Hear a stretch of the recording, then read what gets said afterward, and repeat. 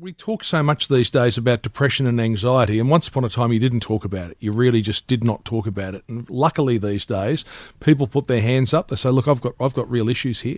We have people in very high-profile positions, politicians, sporting figures, and the more we hear, the more everyone else is going to be prepared to say, "Yeah, I've got a problem too," and then deal with that problem. Beyond Blue says that close to half of Australians will experience a mental health condition during their lifetime.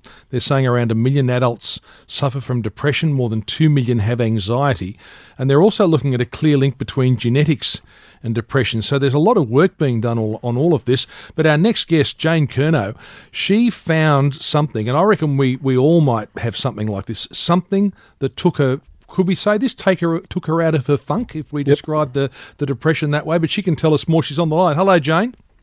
Hello, how are you? Jane, thank you very much for joining us. Now, you were depressed as a teenager, you were married and divorced twice by the age of 30, and then you were on medication for years, but then you finally found something that actually lifted you up. What was it? It's bodybuilding. Right, so when did you start? I started in 2012. Mm-hmm. I was 46, just turned 46. And really heading down a very dark path in my past history of depression. And I went into this, I'll make it clear now up front, I went into this for all the wrong reasons. For vanity, I had very low self-worth, I wanted the perfect body. I thought that was the answer to my misery. I couldn't have been more wrong. But bodybuilding changes your lifestyle in such a way that and I also worked on my mind as well. And here I am today, fully recovered. So what has bodybuilding done for you? Because it obviously must have provided some self-esteem, and you obviously toned your body.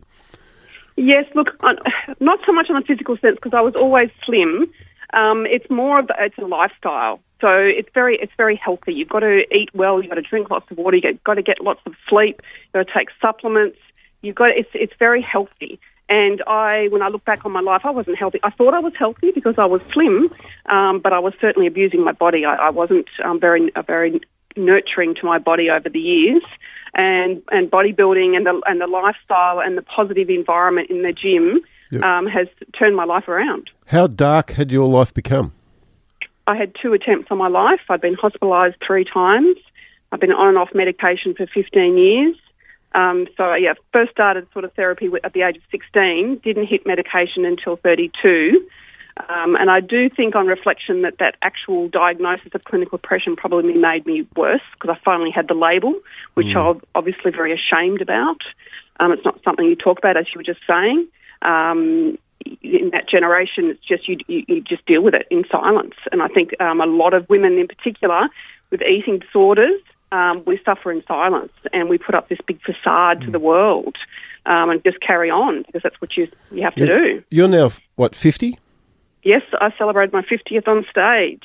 On stage? Yes. It was so do you do that flexing stuff to music and all of that?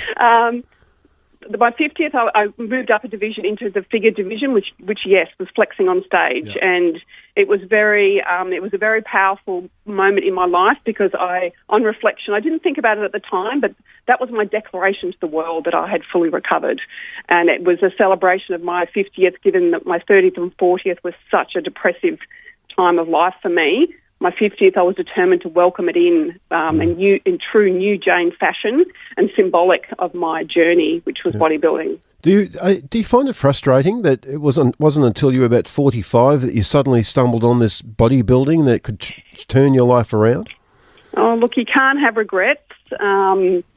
But, yeah, look, I feel like I have wasted a lot of my life, and this is why I am now determined to help raise awareness and help as many people as possible not to fall into the traps that I have, because I ultimately missed out on having children because I didn't get over my issues in time and my clock expired.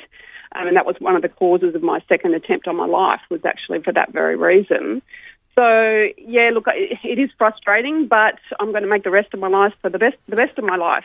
And I've got plenty of life left in me, I tell you that. Great to hear. So much energy. Great. I can hear it. I think everyone can hear it.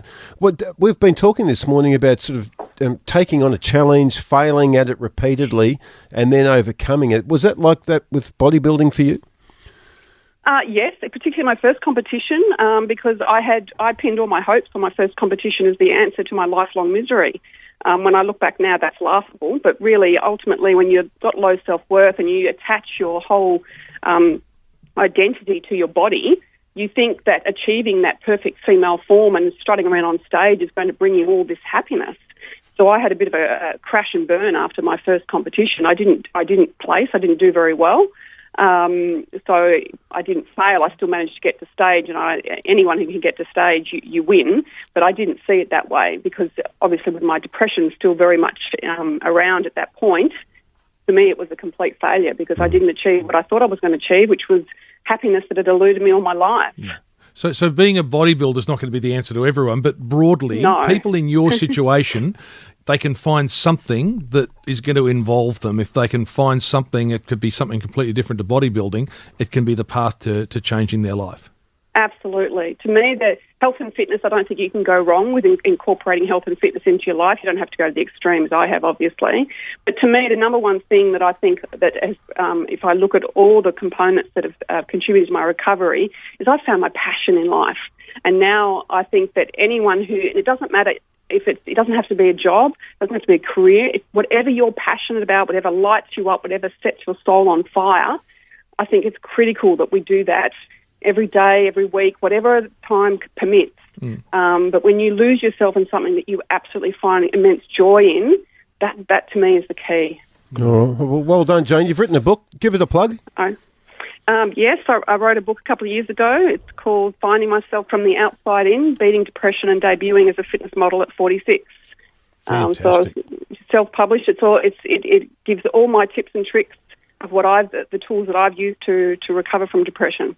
All right, Jane. Hey, great to talk to you, and great to hear the vibrancy in that voice too. Thank you. I'm so full of energy now. I have to take supplements to sleep. What a change, hey? Yeah, Good? absolutely. Isn't that good? Yeah.